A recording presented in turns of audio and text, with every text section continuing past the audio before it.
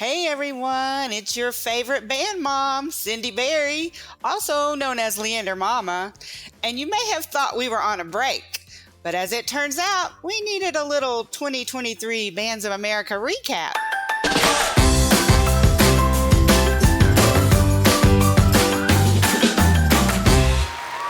Our special From the Stands series returns this week, and I am joined by one of the new On a Water Break hosts, who happens to be an instructor and a band parent herself, the one and only Stephanie Click.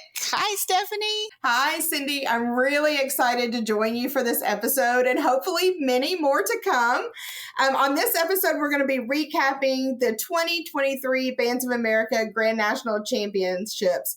It was a whirlwind weekend for me. Both of my kids, I have a son and a daughter that both performed with the University of Alabama in exhibition on Friday night. Wow. So that was really cool. I actually got to see them, so traveled up there from Texas to watch them with my husband. And then on Saturday, the PASIC convention happens at the same time, which is the big percussion convention that's happening next door in the convention center. My son this summer marched with the Cavaliers, and they were one of the guests at PASIC, so he got to perform there. And then as a family, we came back to Lucas Oil on Saturday night. We had seats on the 5th row, right on the 45 of side 2, and sat and watched every band for Grand Nationals for the finals competition.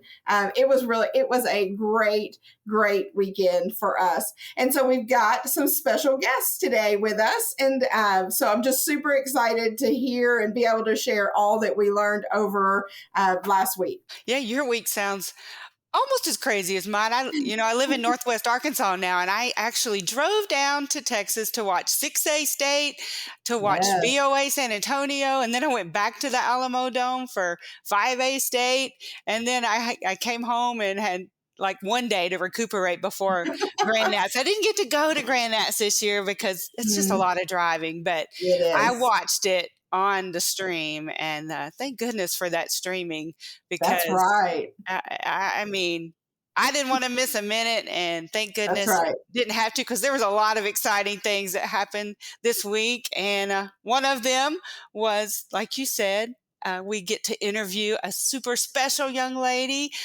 People know her daddy. They know Matt Harloff, but we have the chance to talk to Shaelyn Harloff, and I can't wait for that interview. That's going to be awesome. It is. And if that's not amazing enough, we have joining us for our recap the guy who saw the whole thing from what I think is the best seat in the house. It's BOA announcer Chuck Henson. Welcome, Chuck. Hi, everybody. How are you? It's nice to be here. Great. It's so good to see you live and in person. Obviously, we're only doing the podcast, but we get to see you live and in person. And then way up, and you all are facing the other way. That's how I like it. Yes. Well, I can't believe you've been doing this for 35 years. I'm sure you can't believe you've been doing it for 35 years. Isn't that funny? I bet you have. I bet you have so many stories.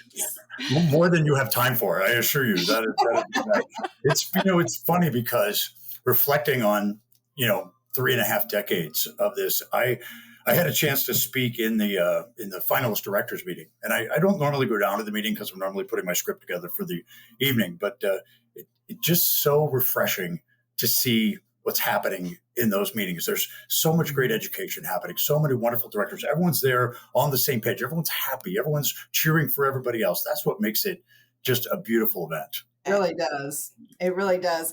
And some new faces this year as well that are new to finals and new to you. And I know that your voice, even being in that room, is a constant, and I'm sure was so calming to them, because even though they don't know you, I'm sure they feel like they know you. Well, we hope so. I mean, that's the goal, right? To do that Disney-esque sort of atmosphere that sets us apart from other events. But there were 3 of us working Grand Nationals this year: myself and Dan Potter, who you probably all know. Dan does DCI, and he does half of the regional events. And then John Pollard, who's also a Texas guy. Well, actually, Dan is in Tulsa, and John is in the Dallas-Fort Worth area. So they do a lot of those Texas shows. So really, for a lot of the bands that go to the 9 regionals that were in Texas this year, I'm not the voice they're used to. If they listen to the tapes. We used to do a thing where we would send me to the shows that had the most groups going to Grand Nationals, so they would get that same experience. Okay. We piece it out a little bit differently now, though. I bet you're happy that they've kind of decreased your workload a little. They've added additional announcers. They've got some fresh faces, we'll say, like Alex. I love his voice, by the way. I found Alex, actually. So Alex was here in Florida. He was living in Miami. He went to Florida State. I found him at the Florida State Marching Band Championships, where he was doing some announcing there. And Kathy, who runs that event, had asked me to come in and kind of have a listen and see what I thought. And I grabbed Alex. I was like, come with me. The beautiful part about Alex is that he's me. He's me. Yeah. He's the same age I was when I started. He's just as excited, and he's got 35 years to invest. And I love that. He's a very sweet person. Yeah, he's the baby announcer. There are 9 of us now. 9 announcers. And Alex is at the end of that list. And I said to him, I go, listen, man, as the years tick on and we all retire, which will happen eventually, you just know that you're one step up the food chain until you're the guy. You're going to be the guy. And it's nice to me to know that the organization will be in very good hands. Yes. That's right. Well, what was your week? What did your week look like building up to Grand Nats? Like, what did that look like? I've been on the road every weekend since mid-September. It's a lot of travel. It's doing my regular job, which I'm at right now, Monday through Thursday, taking a plane Friday to the city, do the show Saturday, fly home Sunday, and then that process for how many weeks in a row? 13 weeks in a row. Grand Nationals is actually the easiest show I do all year. Because there are 3 of us, we work in shifts. So I started the show Thursday morning. I did the first half of Thursday. I did the last half of Friday, and then I did finals. And John and Dan split up the rest of it. So that way we're all fresh. The days of me doing 100 bands in prelims and squeaking my way through finals, those are done, thankfully, because it got really rough some of those years. I can imagine. And speaking of that, the prelims, that is such a long 2 days, and it's a lot of awesome bands to watch, but it's not like a regional where you're just pretty much seeing, the best of the best. And this is a cool opportunity for little bands that we haven't seen before. Right. And what's it like seeing some of those little guys that we don't really get to see at the regionals? It's funny because the way you phrased it is perfect, because the Grand National Championships never claims to be the national championship. The name of the event is the Grand National Championships. They were just smart to have named it that all those years ago. It has become a de facto national championship, but we never say that the best band in the country is at our event. One of my favorite BOA stories, because we hear a lot that the little bands don't get to do as well as the bigger bands do. And that's just not true. My favorite BOA story is from 1992, and it's the year that Jackson Academy came to Grand Nationals. They brought 35 kids from Mississippi. They had to go all the way down to 7th grade to get 35 kids. Oh, my goodness. And every one of those kids played every instrument. They would play a trumpet, then they would play a clarinet, then they would pick up a flag. Whatever it needed to happen, it happened. And not only did they make finals and had never been to a regional before, but they placed one spot higher than the largest band to ever come to Grand National, which was Duncanville, Texas at the time. It's my feel-good story. You have to play your instrument well to do well at Bands of America. We are a music education organization. All the props in the world, all the beautiful flags in the world. If you can't play your instruments, you're not going to do as well at our show. That's how we're focused. We're an education-based organization celebrating teachers and teaching. So, but the little bands, it's nice because we pull from about a 200-mile radius around Indianapolis. So you're right. There's all of those bands that we may never have seen at all at any point who come to Grand Nationals, and they want that same experience, and they get it. And it makes me happy to feel like I'm part of everybody's show. From the minute they step on the field, I can feel their energy. And my announcement has to match that because they've practiced long and hard to be on that field. And the last thing they need is someone to not support them at that very moment they're about to step off. That's right. Well, one of the things that really warmed my heart this weekend happened after the 12 finalists had performed. I'm originally from Kentucky. College there, yes, and grew up in a small band and started my teaching in small bands, and it was amazing to me and absolutely warmed my heart to look around when the exhibition bands came on, which were two smaller bands. How about Bourbon County? How about Bourbon County? They were yes, they were fantastic, and I looked around and no one got up. Everyone stayed. Everyone watched them. And I thought, this is going to be a core memory for these kids coming on the field. I don't know where they placed. I don't look at recaps. It's not really important to me. Yeah. But I'll bet they were pretty far up there. Yeah, I thought Kiski was amazing as well. I did too. I did too. People forget that Tarpon Springs is a 2A band. Mm-hmm. I mean, that Marian Catholic for years and years was a 2A band. Oh, yeah. And in single A, think back, Bellbrook, Adair County, Bourbon County, Beechwood. That's a lot of Kentucky I just listed there. But a lot of Kentucky bands. There's some powerhouse groups, and they're not large bands. They're not 400 members Archbishop strong. Altar. I mean, that is the cutest little band. I just love those kids. I love their shows. They always just do an amazing job. Something that don't they put it out there? They put it out there every single time. They are all in, and I love that. That's awesome. Well, this is great. And I just love that we're having these conversations. And I just love hearing your perspective, Chuck. And I would love to talk about maybe some moments from the weekend, things like the props that maybe you found the most interesting or I don't know, weird. So, I mean. There was one band that made satellite dishes, and they had them done out of beach umbrellas. So they took umbrellas and they flipped them the other way, so the pole was sticking out, and then spray painted them and made them satellite dishes. That was cool. Yes, they did. I loved the Hispanic wall that the Woodlands did. That beautiful. So did I. Wall. Yes. I thought that was really pretty. That's beautiful.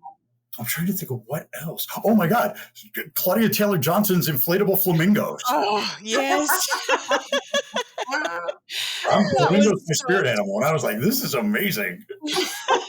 I loved all the pink myself. Yeah, that's right. Oh, that was a great show. And who do you think was the best band with no props? Well, I mean, it's got to be Carmel, right? I mean, They never rely, and if they ever bring anything out, it's very minimal and that's subtle. true. I also thought, did Hebron have props? I don't think so. I don't think they did. I don't think they did. Maybe along the side, they were minimal as well. It's kind of I didn't pick up on that. And that's the whole thing, you guys. You don't need props. No. You just spectacular show will keep you riveted from the second you step off till the minute it's done.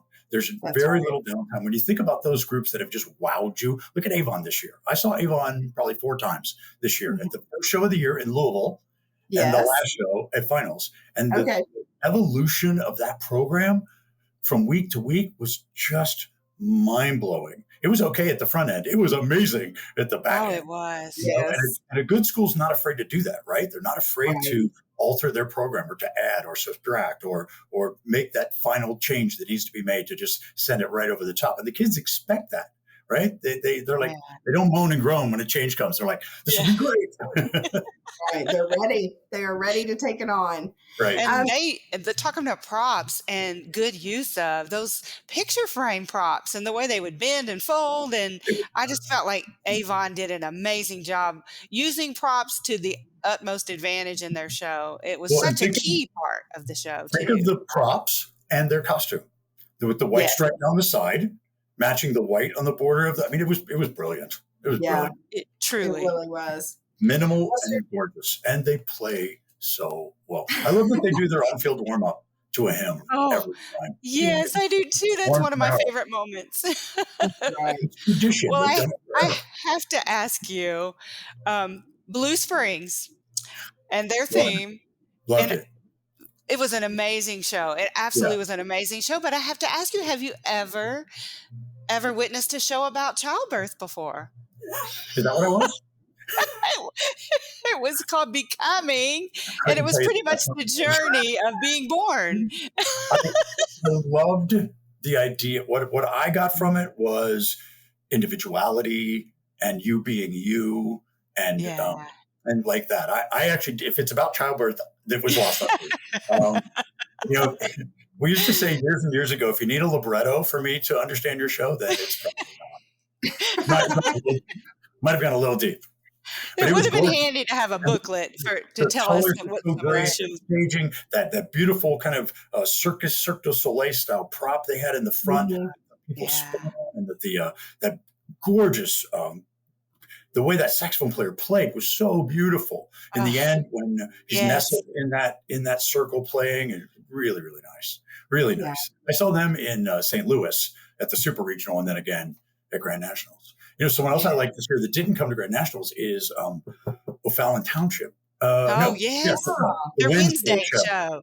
Yeah, so Such a great, good show. so great. Yeah, I love these individual these not individual, these unique shows because it's gotta be hard to come up with the themes. Did you see? Did you see Belleville East this year out of Illinois? Belleville East. Kinda So they remember.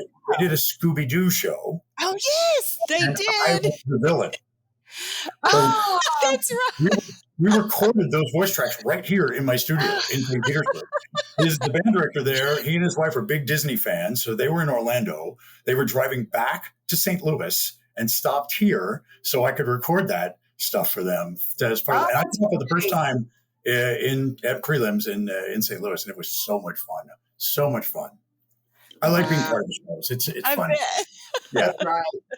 Do you think there was something this weekend that shocked everyone? Well, think of prelims awards and Class 4A prelims awards. Yes. Yes. So Hebron didn't place. Right. Right.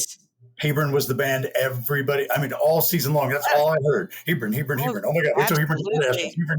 Right. And they were beautiful and gorgeous. But Grand Nationals is the great equalizer, It is. because it's a different group of 90 bands every time. Think there was no Broken Arrow, there was no Tarpon, No tarpon. no other groups like that would have been in those spots, right? Yes. So Mhm. it's the world's biggest dice roll. I mean, when you get there, you have to tell your kids to be proud of your performance, because That's if you're going to walk away because of a placement, you're going to be disappointed. Yes. Because only one band comes in first. You are so right. Everybody did. And that, to me, that was the shock. When Hebron, I'm assuming they were fourth. Again, I haven't looked at the recap. Mm-hmm. But, wow. All year long, they just dominated everything. And then to get fourth at Grand Nationals, that's a gut check for everybody, right? So you got to come back to the finals and go, okay, this is our time to shine. Let's make it happen. And they did. Here we are. It was amazing. Right. It was an amazing show. Another band that plays so well. Oh my gosh. Oh my gosh. Yes. just amazing. What are some things that you think maybe some people missed? There's some things that you think maybe people missed, some things that you saw that you were impressed with that maybe you didn't see showing up on people's social I think feeds. some of the greatest moments of the weekend happen in the convention center. Mm-hmm. So if you've ever walked through the convention center, where a lot of the kids, some of the bands will rent big rooms in the convention centers, they can change and do their warm-ups and things like that. So more often than not, a band will be coming from the field, and they'll go into the convention center, and they'll be single file going through the convention center, and everybody in the building is going like this. Yes. No matter who they are. And to me, those are the moments that the public doesn't really see, because it happens between the groups. And it's that spirit of we're all in this together. These bands come from so many different places. They don't compete. They're not competitors, and they don't see each other as that. They see it's a cooperative atmosphere. They're here to showcase their talents, not win. if that makes any sense. Absolutely. It's so different than sports because So they are different. friends. They are like, you just Yeah. don't see the animosity towards each other. You just see them really in awe of each other. If It's you look at remarkable to Carmel see. High School's Facebook, Twitter, Instagram account, what you'll see is, oh my God, Avon, congratulations. You guys were amazing. Yeah. Right. Yeah. They Yes. support each other. That's why we're here. Yeah. That's right. Very cool.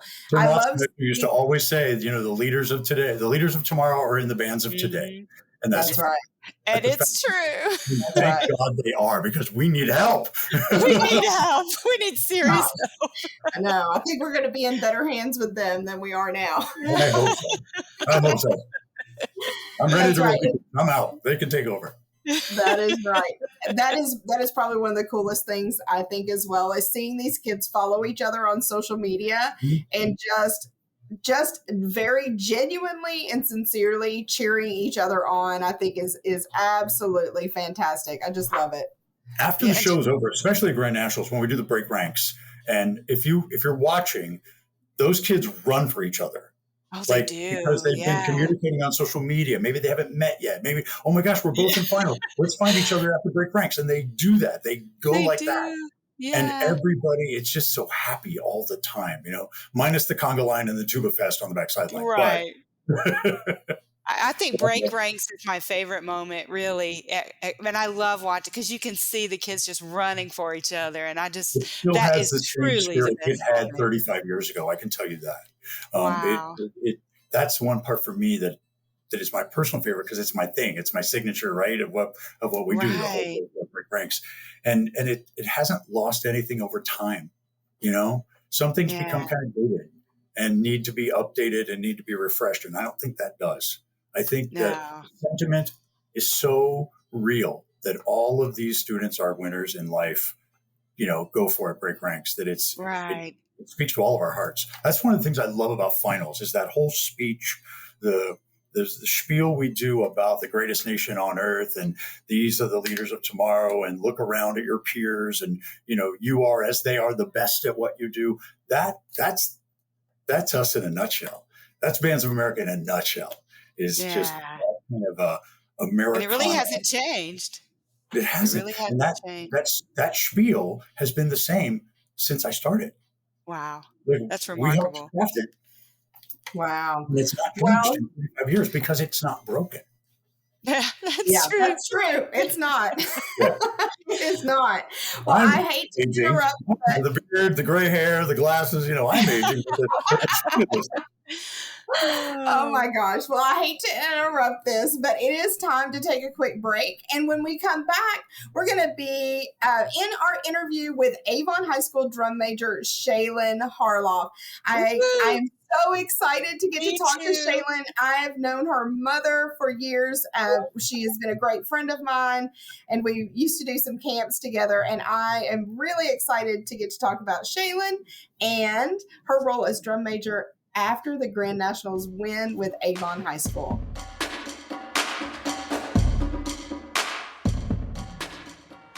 Hey everyone, it's Jeremy, the producer from On a Water Break, the main show. And while you're enjoying this great bonus content from some amazing hosts, there's a whole other show happening with guests, news, and plenty of other fun things that you and your friends are talking about on a water break.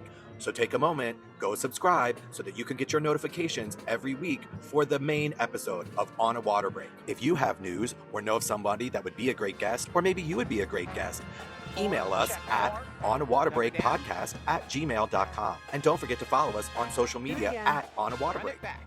And now back to this fantastic bonus content. And we'll see you at the show.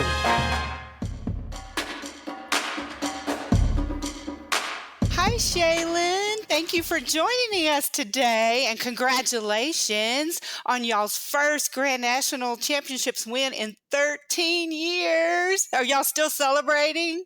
Oh, yeah. We're all still, not even, thinking about it. We're all, going crazy in the band room. We go into the room, and people are just crowded around the trophy, and it's just awesome. Oh, I bet. I can't believe it's been 13 years. Honestly, I feel like Avon is such a big name, and we hear about you all the time, and we want to know what it's like just being a part of a band that's winning grand national championships? Maybe not on a regular basis, but we think of you guys as winning on a regular basis. What is it like to be a part of the Avon band? A whole different experience, because people hear our name and they're like, oh my goodness, it's Avon, but we're in here we're just normal high school kids. We're right? doing what we're normally supposed to do. We're having fun, but we're also working hard.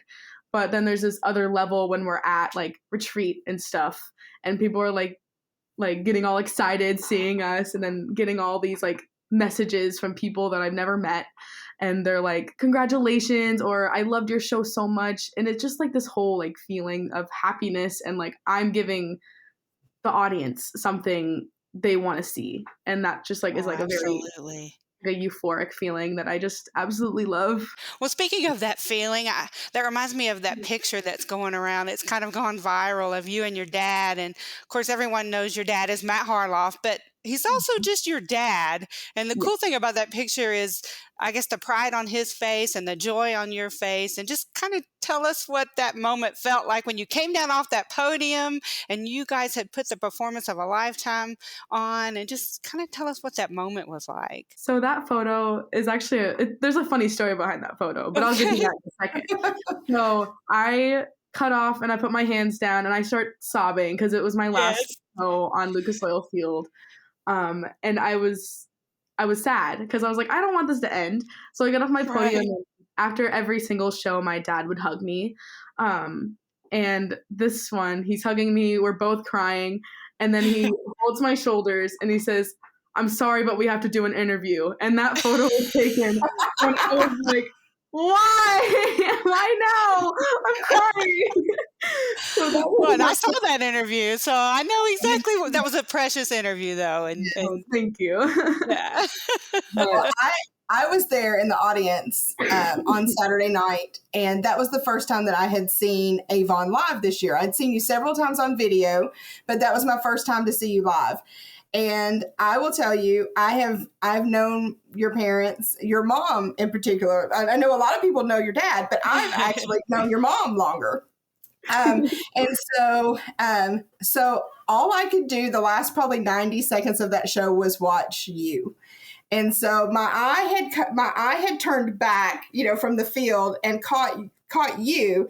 And for that last 90 seconds, I was watching you and just thinking about how proud your mom must be. And that I've followed your mom through this whole journey of you growing up and dance classes and cadet guard and all of the things. And so to me, the emotion that you had the last 90 seconds for me is what sealed the deal with Avon. And just thinking about, the hundreds of kids that are on that field watching you and what you were pouring into that, how could they not have the most incredible ending, knowing that the drum majors in front of them were just in it with them every bit of the way. But seeing you come down off of the podium and your dad there, just super special, really special moment, I'm sure. And the interview as well, which you did great. What is it like having your whole family involved, girl? What is it like? Like, you got your whole family out there. It's crazy because at awards, all the staff is in the front of the field. And since we're drum majors, we're in the front. And I remember at Nats when we were announced first, I looked and I tried to look for my family, and my dad was surrounded by people and I couldn't find him, and I was so sad, but it was a whole different thing. But I love working with my family. I love going to practice and getting a ride from my dad and seeing my mom teach dance to a bunch of freshmen who don't know how to move their bodies yet.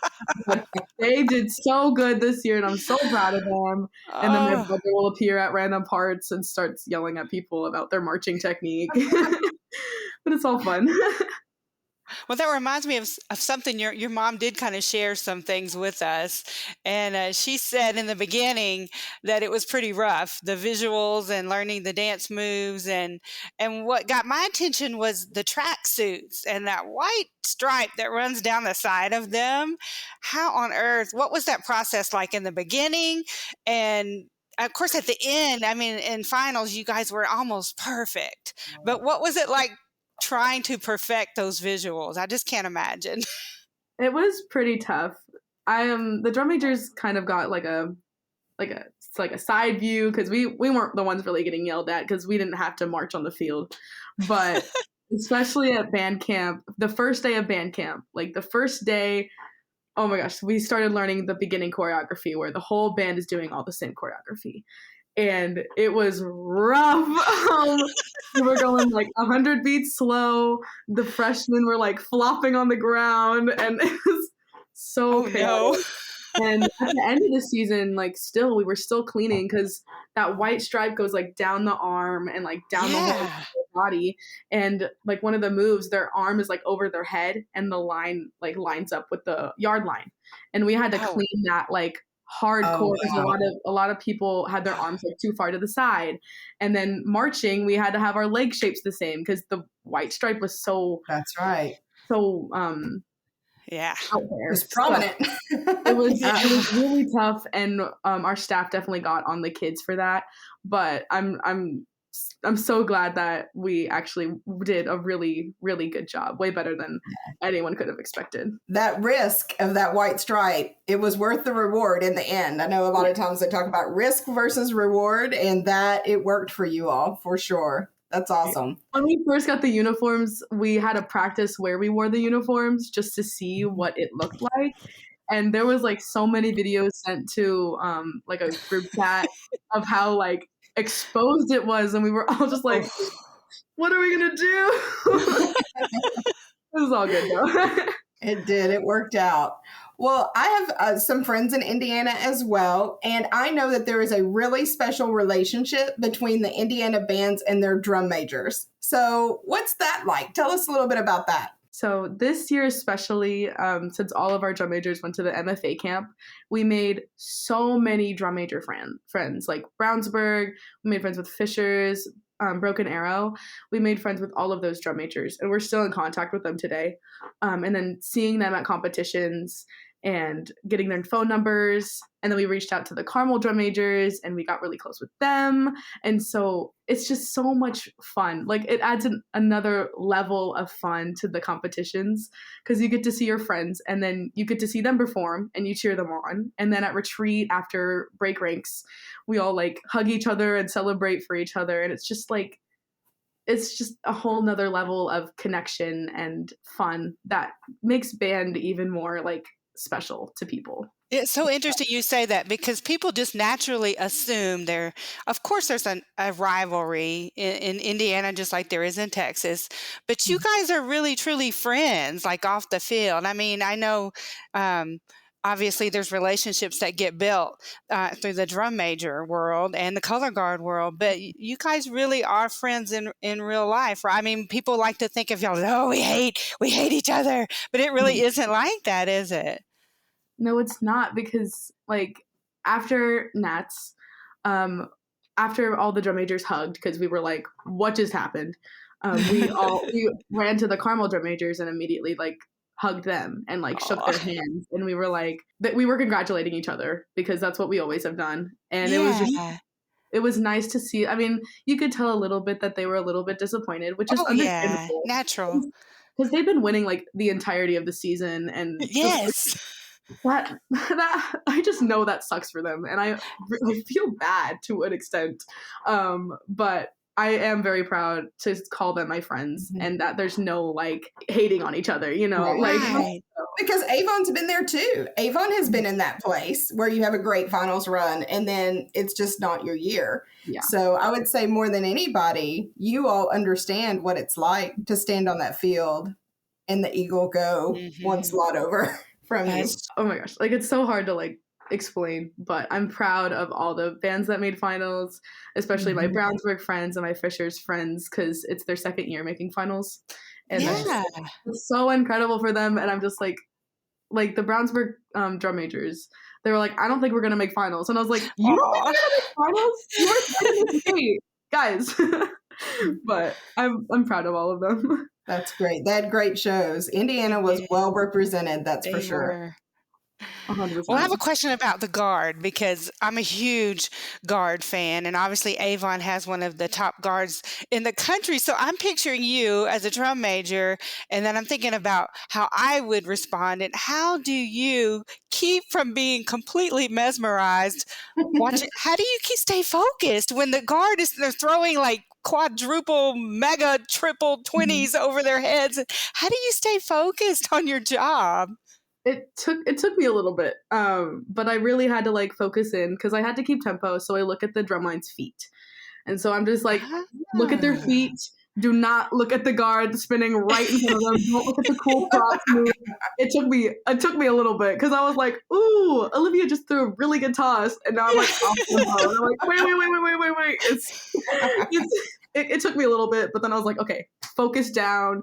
You cannot be distracted by our incredible guard, okay? And they are. That's right. Very proud of our guard. Those picture frame props that I guess it wasn't just the guard that had them. I think there were times when who thought up the idea to have picture frames that twisted into X's and then they turned into, like, who came up with that idea and how on earth did they incorporate that? I actually don't really know. I know it's like our design team, and our design team, I know that they wanted props that could fold up, and then because they were like on the yard line, so you couldn't really see them that well until all of a sudden there's like 30 giant props on the field. Right. So they wanted that, and then they thought of like another like what if they can cross during like our I love that part. Little part. And then we worked with our like main band dad. His name's Jim, and he like builds like all of our props, and he got it done in like a day, and he was like, I got it. Wow. It's so nice to have those dads. Yeah. Yes.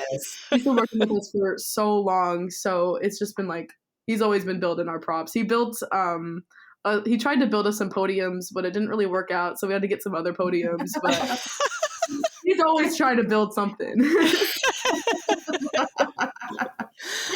Let me ask you this. I know we're kind of jumping around of different things, but tell me about the bus ride home. What was the bus ride like from the Dome to Indy or back to Avon? It was awesome. I mean, it was 1 a.m. We were all exhausted, but I get on the bus and I'm like, let's go. And the whole bus goes like crazy. We're screaming. And like the first like 10 minutes, everyone's like celebrating and taking pictures and like having a good time. And then the bus goes like silent because we're all so tired and everyone's so I'm like, you know what? Good for us. That's right. You gave it your all. It was so tired, but like after we won, it was like this burst of like energy, and I was like, okay, I don't know if I'm gonna fall asleep tonight, but I definitely did. I crashed pretty hardcore. Well, I have to ask, what was your most favorite part of the show, and what part of the show stressed you out the most? It's the same answer. Oh, wow. Okay. Our part 3, which is our kind of like quirky part with a bunch of like random sounds, is definitely my favorite because there's a lot of like conducting cues and the music is fun. Okay. And it was just so much fun to conduct. But the part that stressed me out was also part 3 because the drum line had a tendency to rush, and then we had a brass feature that was like crazy, and when we were learning it, it was like so stressful because I would be conducting right in front of them and they start like going, and I'm like, no, I'm right here. You can't be rushing right now. Follow me. I'm like, I'm literally right in front of you. I don't know what you're looking at, but we finally got it figured out. And our finals run, it sounded so good, and it was like a whole like weight was lifted off of my shoulders, and I was like, thank goodness I don't have to worry about the brass feature anymore. But I'll tell you, the end of it stressed me out when the rifles were like throwing them across the field to each other. I mean, it was like chaos. I mean, it was organized chaos, and then everybody's rushing together, and all the frames are taking a different shape. But those rifles going literally across, back and forth, and I'm like, oh my word, I can't imagine practicing that and getting it right. Like, how many people got hurt in the process? I don't think anyone in the band got hurt during that process. It's shocking. I'm sure a couple of guard girls got hurt a little bit, but guard is bruises and cuts, but it's beautiful. Well, I guess, so past this, so you're going to be on to Winter Winds? Yes. Is that what's next for Avon? Yes, our winter season of all of our incredible, sections of guard, drumline, and indoor winds. So excited. What instrument do you play? I play alto saxophone for indoor winds, and then for concert band, I play oboe. Oh, nice. Girl of many talents. Here I am. Well, what's next for you, Shaelyn? Where you go from Avon? I'm still kind of figuring out my options. I think what's mostly keeping me is I want to get a little job here just to figure out the real world for the next year. And then I would like to move to Florida and get a job at Disney for a little bit. Oh, yes. And then I want to get on a cruise ship and be those kind of people that they run trivia and perfect. and they're talking all the time and they're like, I hope you guys have a great time. I want to be that entertainer that's just keeping people happy, I guess. Cindy and I will take that cruise. Yes. So you let us know when you get that job, and we will bunk up together and come us up. Okay, perfect. I'll be looking for you guys. Yes. Oh. Well, one final thing before we let you go, unless Stephanie has any more questions for you. But we know Avon has an amazing social media presence, and who's in charge of that? And what do you think has been the best social media moment for the band? Okay, so my mom runs the TikTok account. She is so proud of that TikTok account. She will come up to me out of nowhere and she'll be like, look at the TikTok I just made. And I'm like, yes, it's great, Mom. But it's hard to pick one because I love all the TikToks because they're all just memories of the season. And I think one of my favorite ones is there was a trending sound of Carolina Crown, and then my dad's in the back screaming. And it's when you hear people use this sound, but it's your band director in the background, and it's a video of Harloff just turning. I think I've seen that one. It's one of our most famous ones, and it's just so funny. I love that one. She does a great job. She really does. She's so proud of it. She should be. Yes. Well, it's been amazing having you on, Shaelyn, and we hope to have you come back. And but for now, tell us how to follow Avon High School Marching Band on the socials so that everyone else can get all the great content. Well, our TikTok account is The Mighty Avon. No capitals, no spaces, no numbers. It's just that. And then our Instagram, I believe, is Avon High School Bands, but it's Avon HS Bands, I believe. I think that's right. Shouldn't be too hard to find. Right. That's right.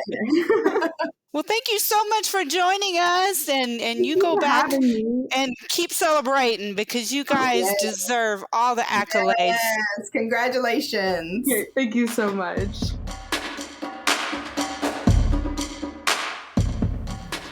Hey, this is Christine Ream. And Chris Green. Guard Closet was founded as a consignment business in 2000. Since then, it has grown to include winter guard, band, percussion, and other genres. We can help you with custom flag and costuming designs. Our consignment inventory has plenty of great looks for your color guard, drumline, and marching band. Pay it forward. When you purchase consignment, you help other programs. Last year, we sold over 400 sets of consignments and returned over $125,000 in payments to our consigners for their sales. Additionally, Guard Closet offers custom and pre-designed costumes, flags, floors, and formal wear, full or partial show writing, educational programming, and other services. Max out your rehearsal time and set up a microsite for easy student ordering for shoes, gloves, and other equipment. The Guard Closet team is here to help you get everything you want and need for your season. Check us out at guardcloset.com and follow us on social media.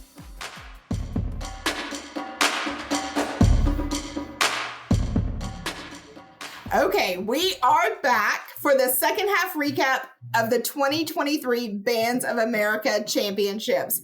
Didn't you just love Shaelyn? Her family, her experience, her legacy in this activity is going to be amazing, I am sure. She is such a well-spoken young lady. We hope to have more people like Shaelyn join us here to talk about their lives and experiences, but now it's time to go back to the recap and let's talk about the top 5. Or 6. There's a band in that 6 spot I don't want to miss from this little bitty town called the Woodlands. We don't want to miss that. No. I was such a fan. Well, no, they were 5th. They were 5th. I was like, wow. You're right. Sorry. So that would have been Mason? Where was Mason? I think it was Mason. Yes. Yeah. Beautiful. Yeah. Oh my God, so beautiful. The way they bookended that was so perfect. Starting and ending opposite ends of the field in the same manner. It was really gorgeous. Really gorgeous. Their shows are just ethereal. I mean, I find myself mesmerized when I'm watching Mason. Like I know some of that is because it's a Cartwright show and his shows are mesmerizing anyway, but there's just something beautiful about AKA watching Brownsburg, right? Yes, which I loved as well. Also great. With Mason, they had those, I guess, I don't know really what they call them. I'm calling them skirts for lack of a better terminology there, on the Winds players as well. And some of the things that they did just as they moved, it was just, I just thought it was beautiful. I loved it. Yeah, designed to flow and designed to be part of the color palette of the program as well. That's right. Really, he's right. brilliant. Cartwright is brilliant with his shows. He really is. And they even shed the skirts halfway through, which they don't normally do. I've noticed in his shows, but that was effective as well. Towards the end, the brass, I believe. And that was just moments like that you're like, oh, there's that. And that. Don't miss that. You guys notice it was the year of yellow. It was. I have that in my notes. Oh, yes, so much yellow. And it was funny because I'm from Houston, and so I saw Pearland and Woodlands pretty early in the season. And I remember first seeing Pearland and thinking, someone designed this show with that black curtain in mind, so that yellow would just pop on that black in the back. Same with Pink Shakos and all of that. That also just popped. Yes, that's right. But yellow everywhere. It was beautiful. That on the sale rack at Joanne Fabrics? What was going on there? Discount on yellow this year. Yes. And the Woodlands, they wore it well, although that was a very unusual costume. The costume was beautiful. I actually saw them in the convention center once when I was walking back and through. And, you can't tell who anybody is anymore, right? No one's wearing their traditional uniform. Right. And I made a note because I saw it up close. I'm like, ooh, wonder what that looks like on the field. It was great on the field. Really great. It was. And I know you spoke to it in the last segment, but the mosaic tiles that they had on their backdrops, just stunning. It was really very authentic. The music, they pulled all of that together, sticking with that theme and really just maxed it out. It was gorgeous. Gorgeous. Yeah. I wish I had seen them earlier because I announced the show at Shenandoah, which is the Woodlands. Yes. And they weren't there. They didn't come out until the following weekend. That's right. I was so excited to see Woodlands early, and I didn't get a chance to see them. Nope, they fooled you. But we can't leave the Woodlands without talking about that color guard. I mean, just that color guard is just on another level. Absolutely. Like, I can't even come up with the adjectives. Yeah. I'm so glad Texas they don't has miss. one. That's a fact. I've said to a lot of people this year, when it comes to color guards, I was a guard person when I marched drum corps, right? I don't give a pass to color guards. If you're going to do a ripple, and that last person throws or whatever, they better catch it. And they better catch it solid. Like, these sloppy cat, I'm like, nope, fail, you're out. It would be as if a musician missed a note to me. Exactly. You wouldn't put up with that. And those guards, the Woodlands guard, Carmel, Avon, they're just, they get it. They are precise and on fire every second. They are. Yeah. They are. And there's something so because satisfying about when they catch it. There's just something satisfying about the sound yes. and just the whole moment. I mean, it's You like feel you it in their said. body. You feel their presence when they do that, you know, because they're good at communicating that across the front sideline. And that's what brings us a win. That's right. And they're such mature performers. I mean, I teach high school color guard, so I'm seeing these kids every day. And I know that those kids are the same age as my kids, but they just, the confidence and the maturity of the performers, and it's Carmel, Avon, and the Woodlands. I mean, those are your top 3 in WGI as well. Yeah, it's just it's ingrained in who they are as students. So when you have a program like that, when a freshman comes in, the upperclassmen are there, standing there, ready to go. And the freshman goes, oh, this is our culture. This is what we do. Right. And so there is no opportunity. Right. Whereas there may be some off and on, and a band director may have to pull their group back. Okay, come on, kids, focus. That doesn't happen at these groups because the culture of excellence is already there. And so when it comes in, they walk into it and they see everybody else and what they're doing. And they go, oh, this is what I do. And that's right. It shows in their performance. Yeah. It does. It sure One of does. the things I really love about Avon, Carmel, and the Woodlands is they feature their guard. Like they showcase them. They're not hiding them in the back or put them in little pods. Yeah, whoever writes those drills does a superior job of integration through there.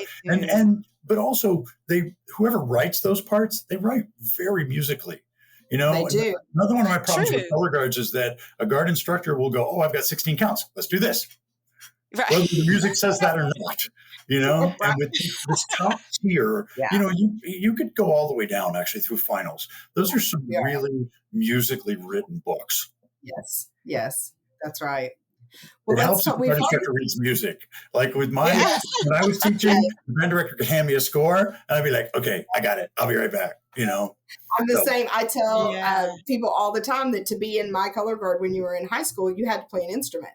So everyone in color guard marched their instrument their freshman year, and then you could be in the guard. So you could speak the language then. You know, when you say start at letter C, or you know, hey, we're trying to hit this eighth note, or you know, this you're using the terminology, the musical terminology to translate into guard. It's perfect. That's right. It is absolutely. It's an extension of the music. It truly is. It is.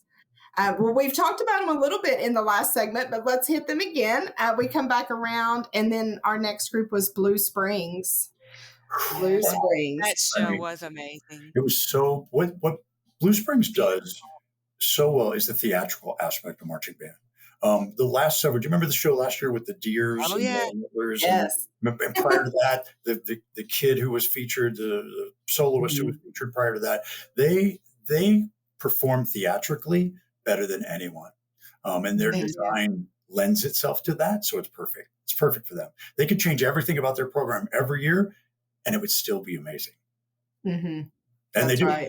They really do. They really do. They do. They reinvent themselves every year. Always different. Yeah. And everybody can't do that.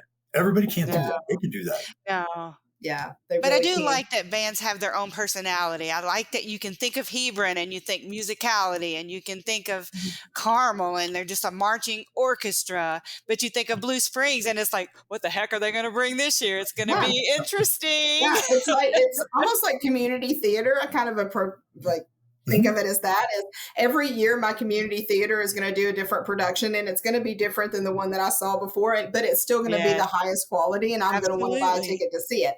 That is who Blue Springs is. If you guys have gone to Grand Nationals with bands who've not made finals and you've sat in the stands, that to me, and I've been one of those people as well, that to me is the greatest clinic you will ever witness, because you can look at those kids' faces in the stands and see their jaws drop and go, we can do that. We can do that.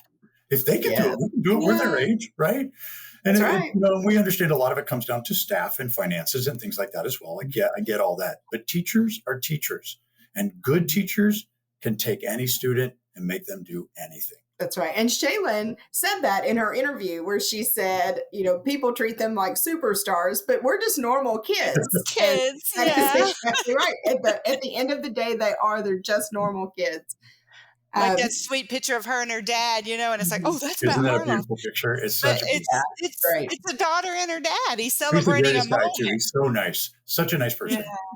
Yeah, I love that. I just love that.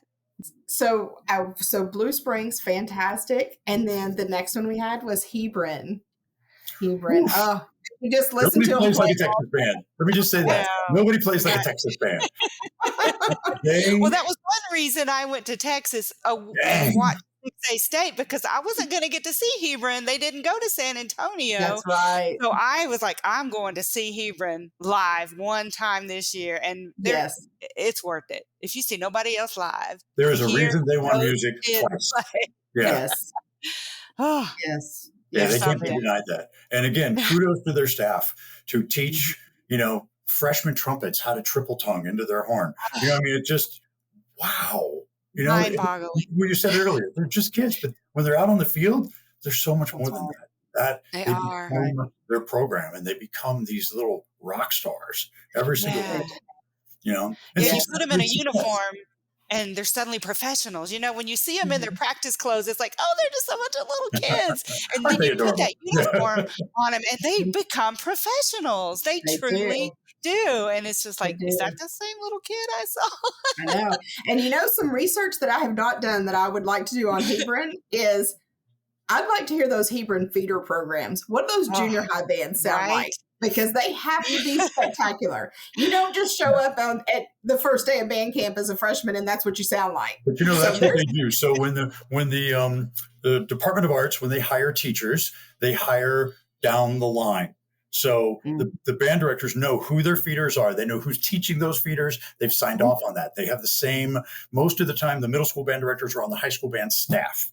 So there's a continuum of education there that goes from elementary all the way up. So they're teaching the same things and the same methods. And so they're not contradicting each other as those kids go up the ranks. Yes. And it is paying off. In such a big way, but they're just a fantastic program all the way around. And then we leave Texas and we go back to Indiana for our top two, and we Indiana, come in Texas, Indiana, Texas, right? I mean, it's crazy. There were how many Texas bands in finals? 5. There was Hebron, 5 in and finals. the Woodlands, Pearland, Round Rock, and 4 Indianapolis bands. Yeah. Right. Yeah. Carmel, Avon, where the music and Fisher is. Yeah. Kids that are born into a Texas or Indiana music scene, they just don't know that those teachers get from their administration. It shows that they have either they've crafted that over the years, like in the case of Avon. Do you know an interesting stat? The first time Avon came to Grand Nationals, very first time, they got a 67. I saw that somewhere. That's amazing. I couldn't believe that. So that's all anybody needs to know, that you can build your program. You can make it the best. It doesn't start that way. It's up to you. It's up to the teachers. It's up to the parents. It's up to the people that are going to put their blood into that program and say, we want this. Culture. And then the kids buy in. Success. Right. Absolutely. That's right. And, for a lot of those bands, it's longevity of their staff as well. And I think that's, as we're looking at those, Avon, obviously they had Jay Webb that retired, just a few years back, but was there forever. That's right. And like I said, the same thing with Carmel, just that team, those teams that have been working together and the trust that they have. No lapse. Like sometimes a band director will leave and the program falls apart. Yes. I used to teach George Rogers Clark years and years ago, who was a perennial finalist, and that band director left, and because that's so sad. It was all one person that carried a program. No, that's right. Well, let's talk about Carmel for a minute. Let's talk about our silver medalist. Again, Carmel, the emotion that Carmel puts into what they do. And Jeremiah is the symphony for them, right? I mean, that's it was perfect for them. It has the highs, it has the lows, it has the soft spots, it has the in-your-face moments that Carmel is known for. One of my favorites was when they draped that blue piece over everybody. Oh, that was beautiful. Yes. And the guard girl goes and up. The blue flag. I was like, yes. Yeah, it was really great. It was. Yeah, I always think I've seen them from down low and from up top, and it's every kid. It's on their face. Yeah. And they still wear traditional uniforms. That's one thing I love about Carmel. They don't embrace the new culture of having, which I do love the costume. I But think I it's just love that not Carmel it's wears just their not on their uniform. radar. They can do what they do Yeah. without that. And again, Yep. it's part of the whole, we don't need props. You don't need new uniforms every year. You don't need fancy Right. You just need to play your instruments well. Play well and They and just play move well, they well. sing well. Their Yeah. percussion program Whole is package.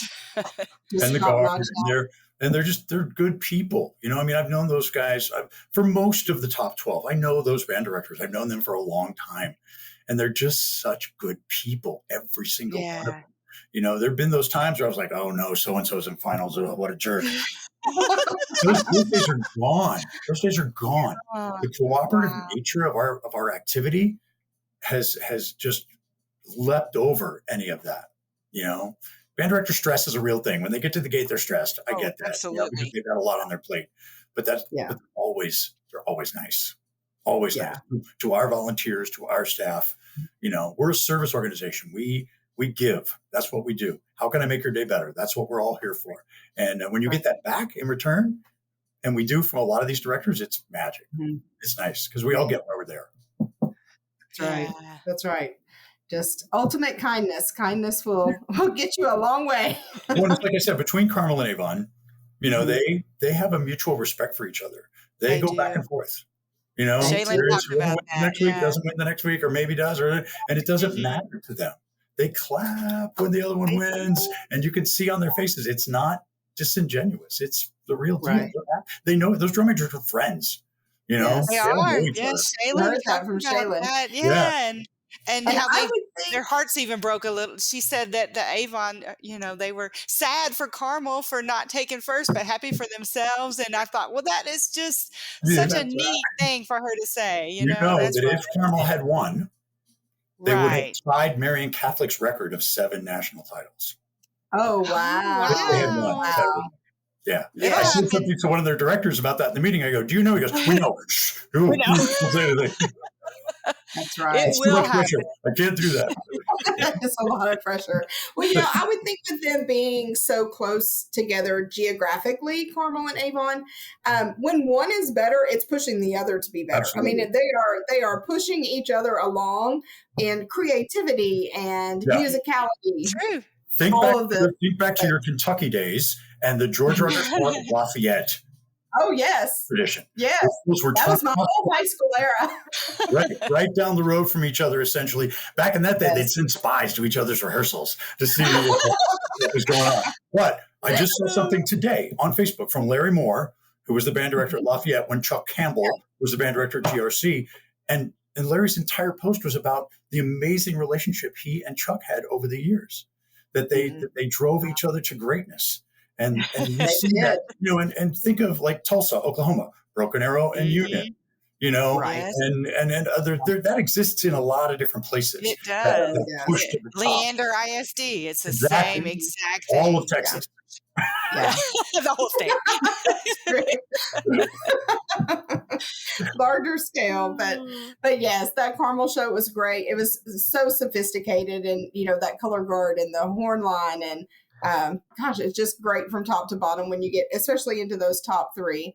And then we have Avon, our winner this year. 0.02 was the spread.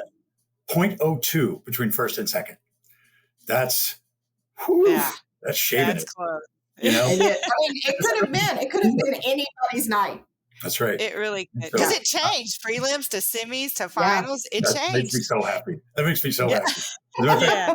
At the Troy, Alabama show, the regional right before Grand Nationals, we had the band that won had never been with us before.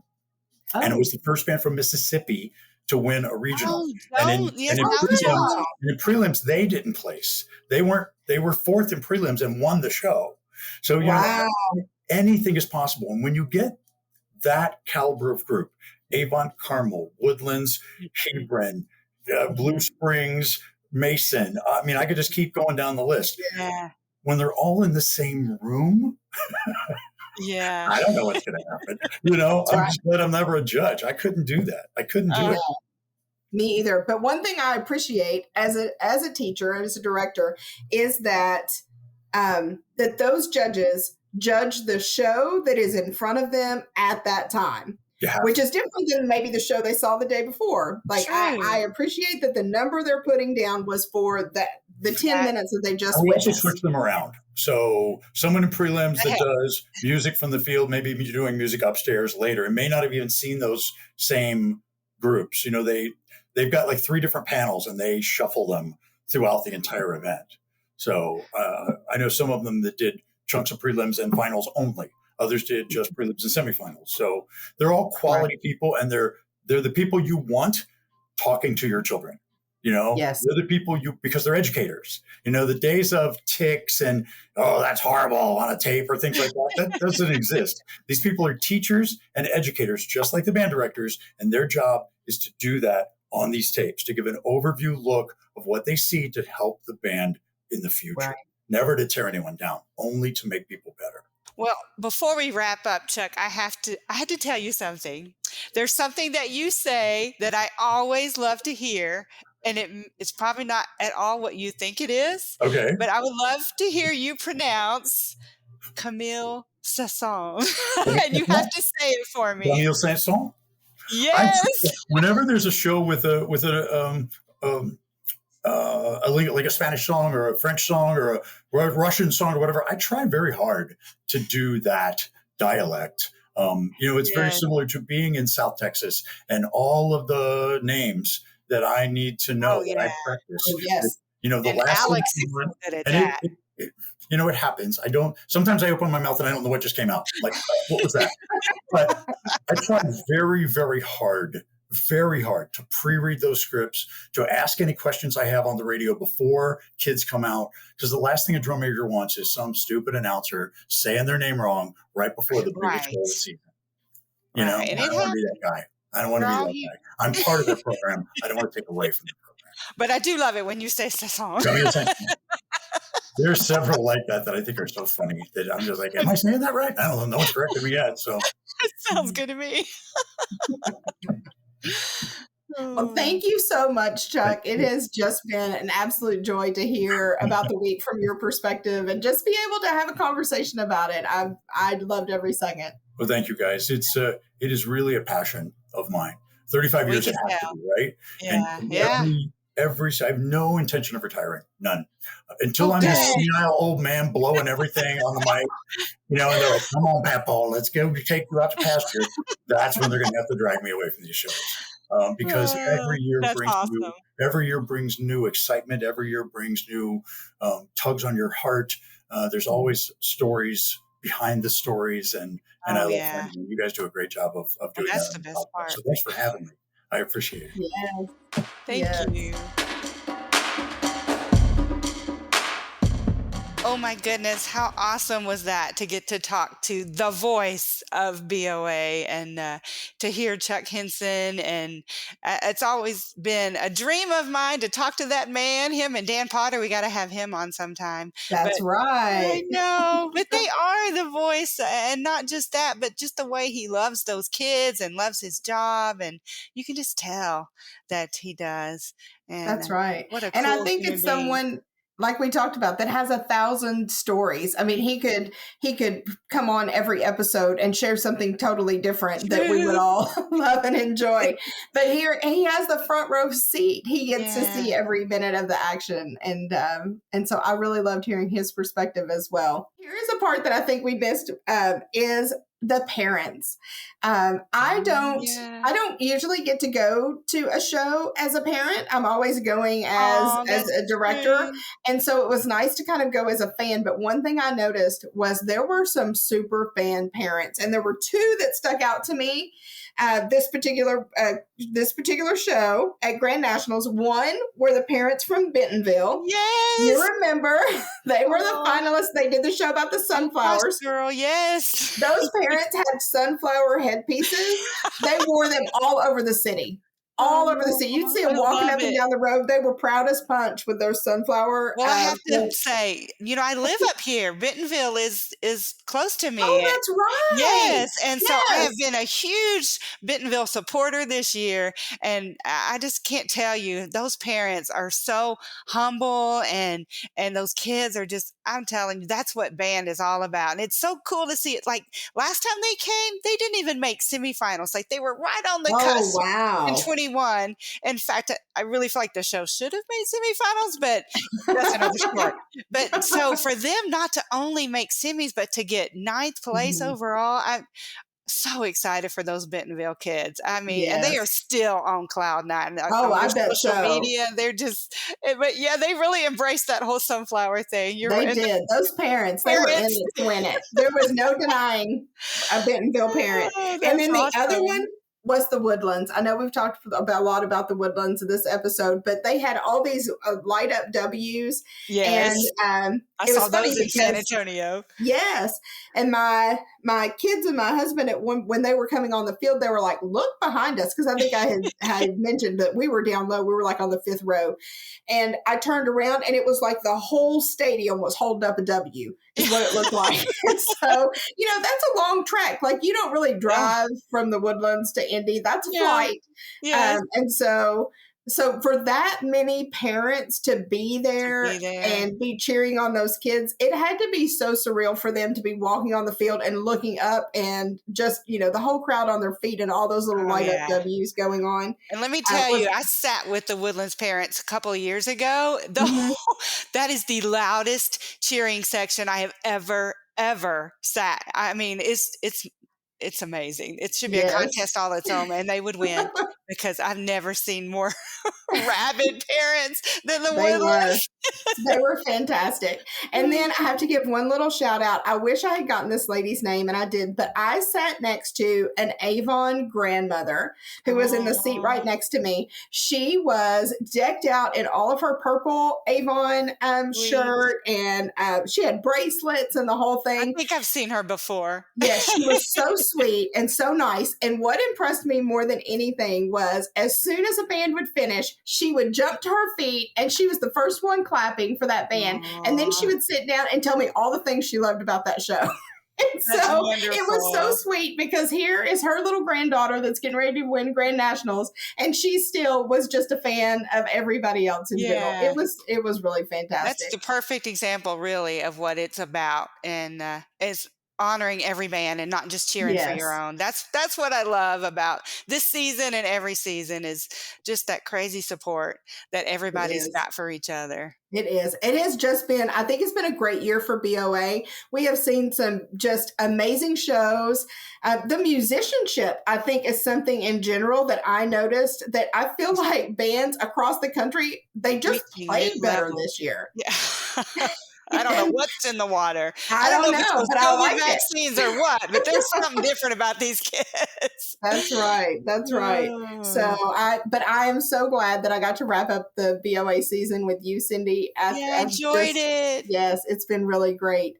And we have some news for our On a Water Break family. And so we are going to pass it back to Jeremy and he will share with you the news that we have this week. Hi, everyone. Yes, unfortunately, I actually have to share some really sad news.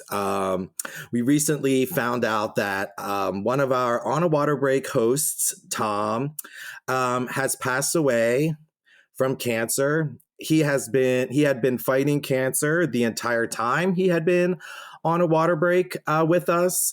Actually, one of the reasons that a year ago, almost literally a year ago, when we first started talking, he said was that he wanted to do the podcast because he was dealing with cancer, and it still allowed him to be connected, and it still allowed him to, really participate, even if he can't get to every show. I mean, I know he was still teaching, and I know his school that he was teaching at least he got to finish, this fall season. I think his fall season was all wrapped up for the kids that he taught. And he was looking forward to next season with us on the Water Break hosting. And he's just a really fantastic person. He added so much life and joy to every show. Yeah. I mean, there's just so many iconic moments from Tom that we had throughout the year. He's just hilarious. His knowledge is just beyond. In this activity, and who he knew and where he came from and all the stories. And we are going to be putting together something, in his honor, a little honor water break, mini episode saluting Tom and talking to some people that he, impacted or had impacted him. So I just want to say, we're going to miss you, Tom. You were a big part of the family. Yes. Everybody that knows him, he just was a joy. So it's going to be rough, but I just have one more thing to say, and that's go practice. So take it away, ladies. Well, thanks everyone for joining us this week for our From the Stands report. It's been a lot of fun to do an episode with some other hosts. So thanks to Stephanie and Chuck for joining us today. Yes, and a special thank you to Shaelyn Harloff for being here as well. You can follow me at Stephanie Click and follow Cindy at Leander Mama and follow Chuck at Chuck Henson 1. And make sure you keep up with everyone over there at Avon and all of their socials this winter. You know that they're going to be amazing. Absolutely. Well, and y'all be sure you are subscribed to our On a Water Break podcast and go write us a review.